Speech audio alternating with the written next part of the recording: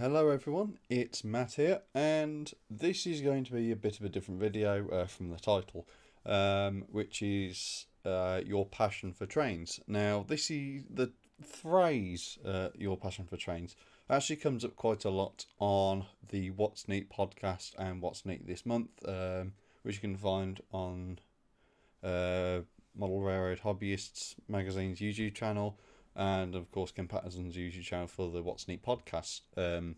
And those videos, which come out weekly, normally, or monthly, for the monthly ones, are actually quite good resources, even if you're not a bona fide model railroader or model railway enthusiast who actually uses those sorts of things, because there's maybe some tips and techniques that might apply to things such as the Lego hobby and stuff like that, which you might not necessarily be aware of, but through watching programs and channels such as those, you get some inspiration.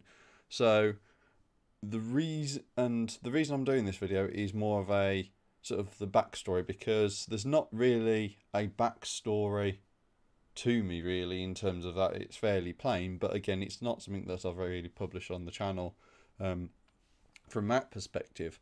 So to go back to the origins of why I have a passion for trains, you've really got to trace it back to my uncle slash grandfather, and they're both on my mother's side.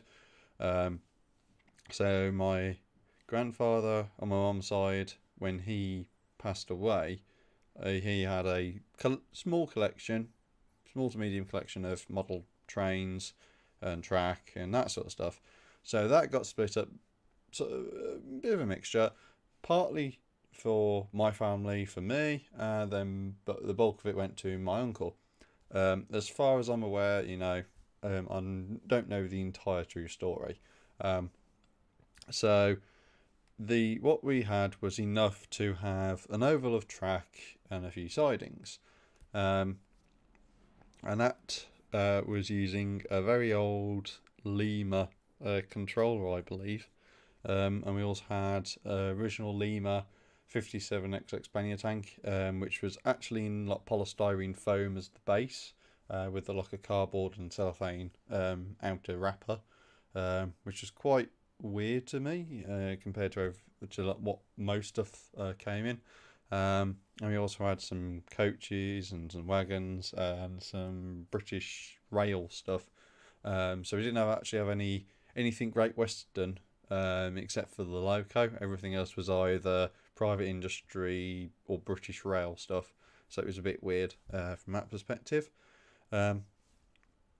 And it was while I was in secondary school, I think it was, I sort of went, I like the trains, but to get them out and play with them, it's the dining room table has to be cleared, because it's on a board, so it's all ready to go. But it's got to be taken out the shower room, it's got to be put on the table, it's got to be set up, and so that takes a lot of time. So I said, well, couldn't we have something in my bedroom now?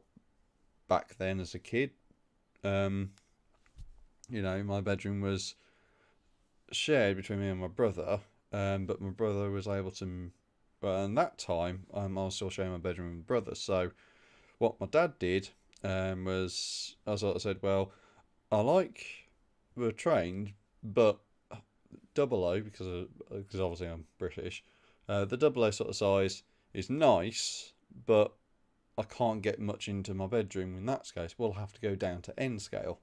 So we went down to N scale, and my dad bought a Fleischmann DCC starter set. And DC, I mean, I was up in computers at that point, so I knew, most of the ins and outs of computers. So I started the DCC set, and I could control it and turn the lights on and off, and it was all very nice. And we started to do that. So, and then my dad built a board which actually fitted to this chimney breast. That was the first board. So that came out from here. That was a fold down one, so it folded down like this. That joined onto an L-shaped board, which was here. and this is actually a remnant of this. This isn't not original. The wood's been replaced, the top's been replaced, and that sort of stuff. But the original side, so you can actually see a corner one here. That's actually original, back all the way back to the end scale layout. And what happened was this was fixed in place. So this would have just been a scenery board, and then the L scale one actually came down onto this. And that contained essentially a double track loop in sort of like a curved sort of way. But that wasn't very good, if you like, because there was very tight turns because of how he tried to fit everything in.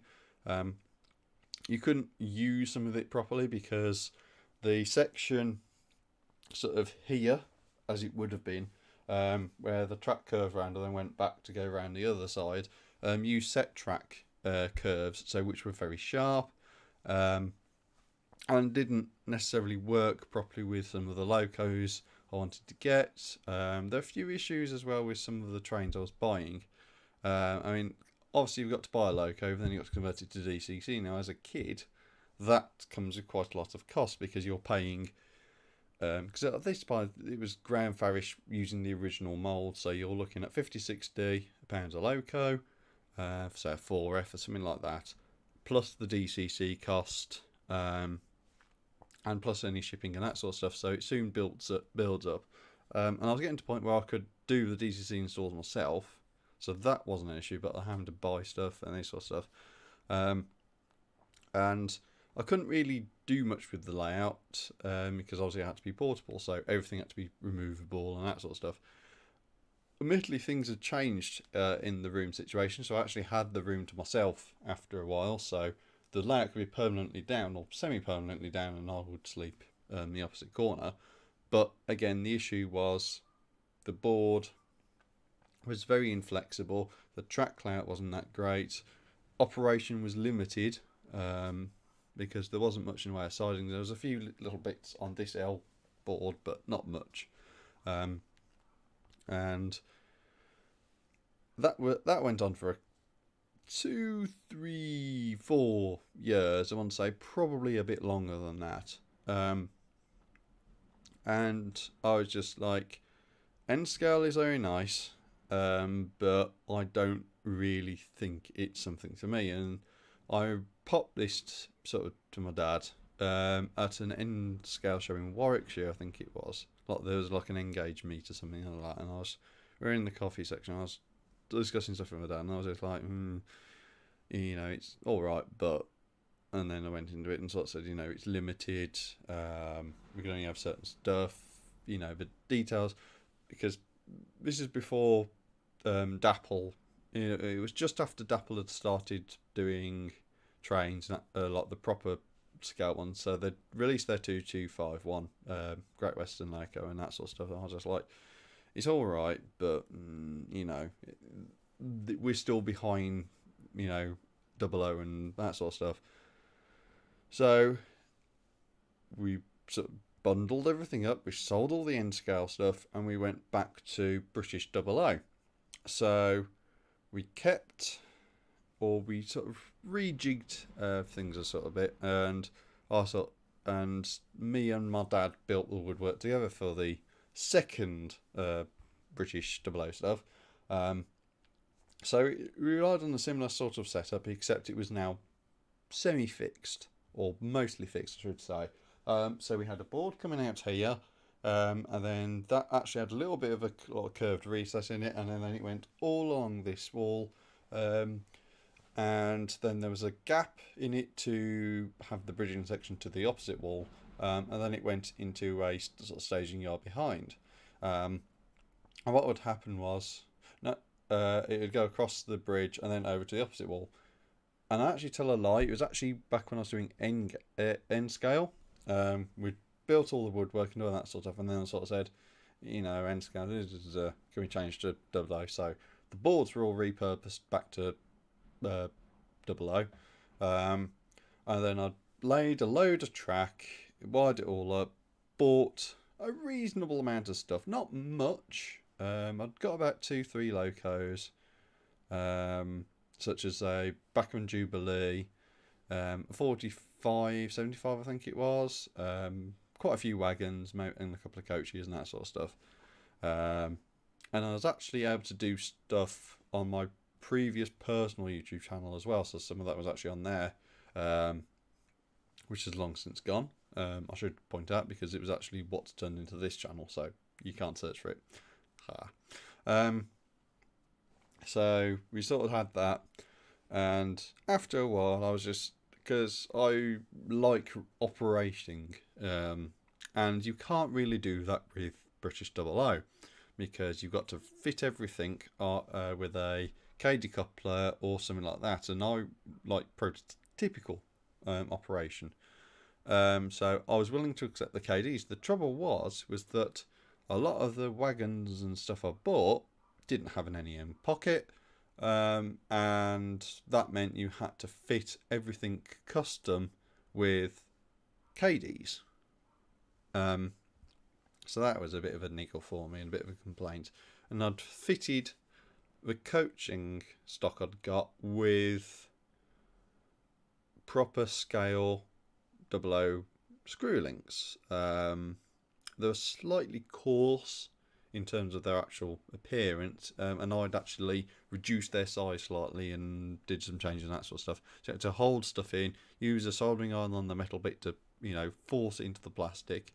Maybe put some glue on after it had cooled down a bit to keep the hook in, and all this sort of stuff. So bought a load of this, doing all this sort of work, and I just went, well, the NEM stuff, not much fitted. I got to change all the wagons and all this sort of stuff. It's a lot of effort. I don't really feel up to it, and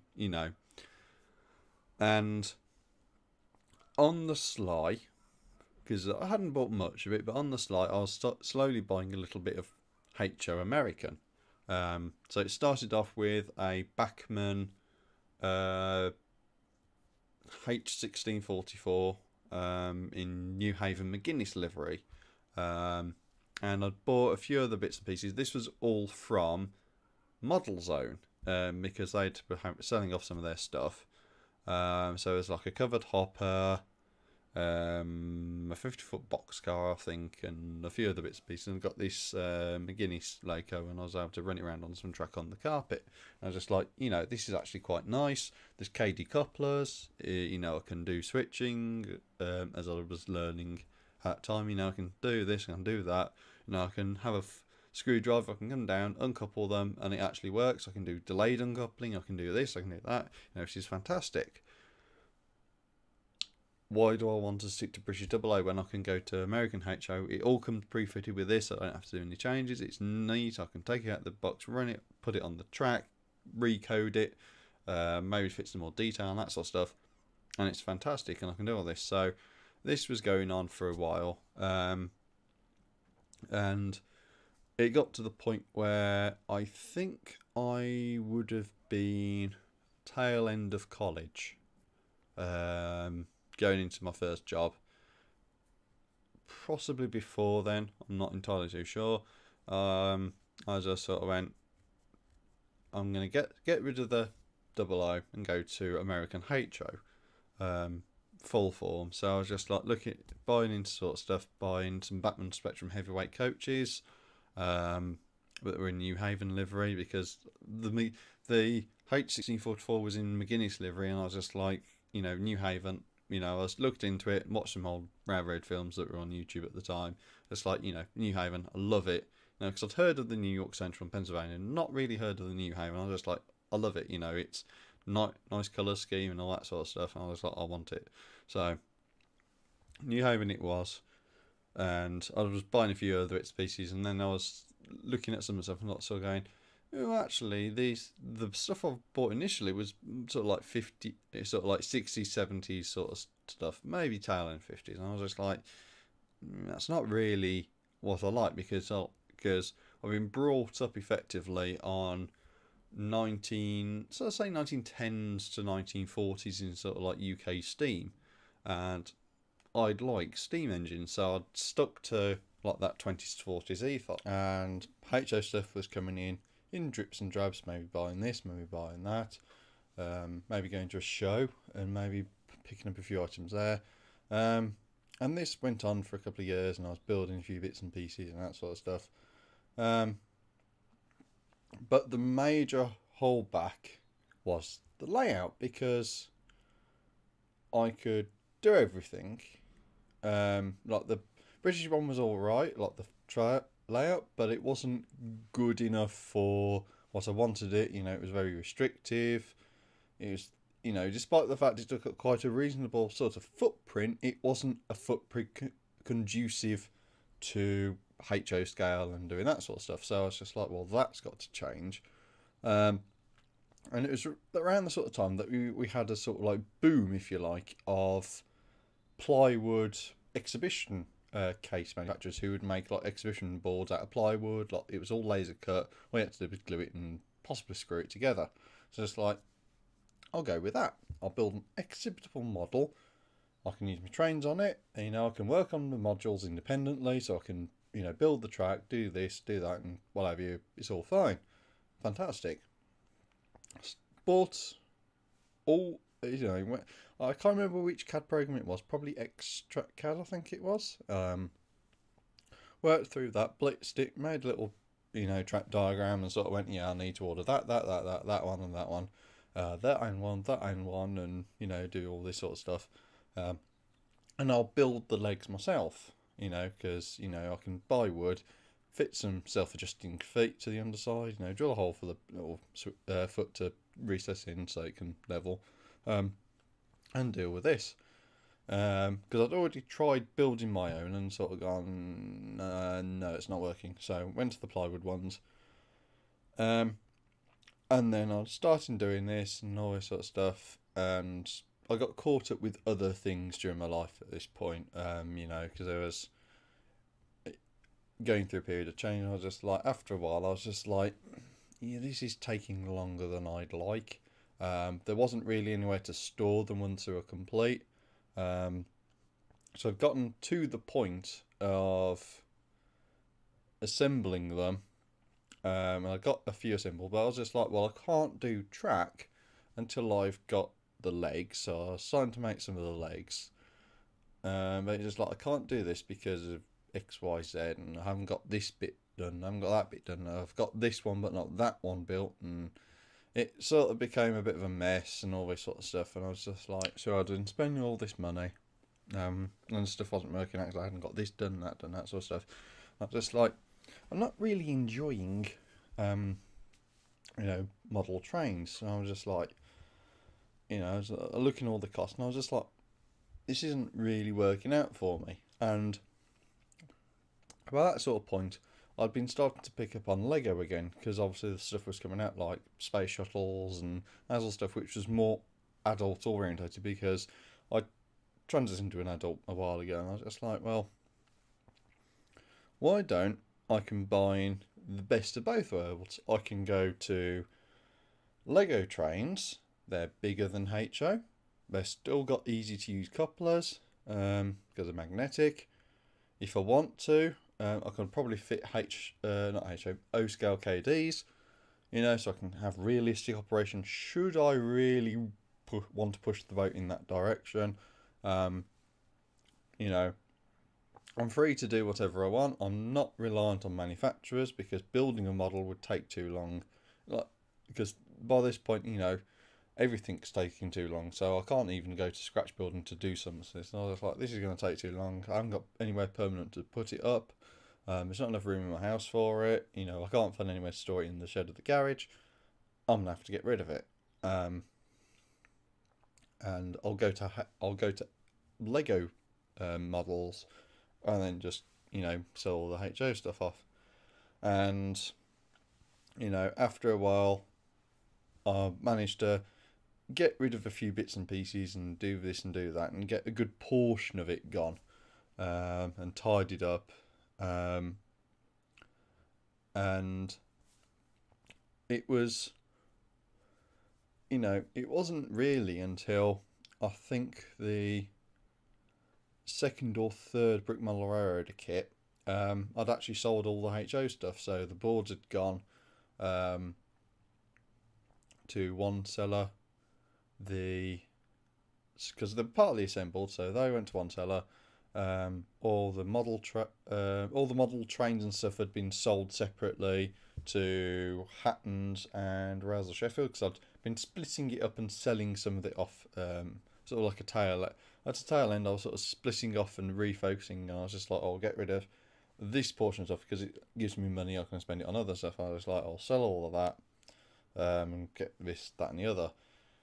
So it was literally just box everything up. Right, Hattons can do it. Hattons can have everything because they'll even pay for shipping. Fantastic, So I boxed everything up. Sent the first couple of boxes to Hattons and sort of said, can you send me some more labels? I can do the boxes, but I need some more shipping hours because I've got so much stuff. And I was like, oh, okay, that's fine. Did it again. Sold everything. They gave me some, transferred me the money. Fantastic. So the trains have gone to Hattons many months ago, if not years ago before this. Managed in about 2-3 auctions, I think it was, something like that, to sell everything relating to the HO stuff, more or less. There's still a few bits that's in, like I've got some foam up there for the track and that sort of stuff. But yeah, pretty much everything went here. So track, rail joiners, some of the wiring bits, the DCC system, because I bought an NCE system. Literally everything had gone, with the exception of a few bits I'd forgotten.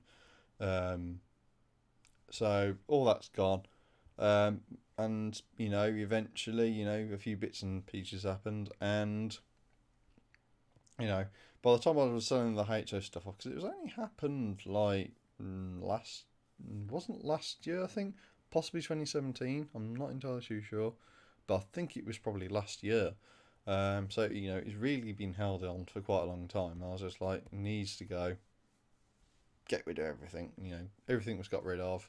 It's great. I've got a bit of money in, that sort of stuff. So, it was quite a, long journey in terms of going from, all that sort of stuff. So I've gone from British double O left over from my grandfather to British N to back to British double O, then to American HO, and then to L scale, if you want to call it that, or Lego train. So I've gone down and then gone up and then gone up again. So will I have and the big question people are probably going to ask is, well, are you going to have a layout in Lego scale? And the easy answer to that is yes, I am going to have a layout. The trouble is designing it and building it, because unlike conventional model railways, you could glue it together and have it all together and what have you, but Lego scale is roughly O scale, so it's really large. And to be honest with you, from what I've seen of a lot of city setups, a lot of it is all modular anyway. So you set up some tables, you plump baseboards on top, you can then put on track on top of the baseboards if you've done it like that, and off you go. So that sort of system is what I'm going to use. Sorry about that. Sesame seeds. So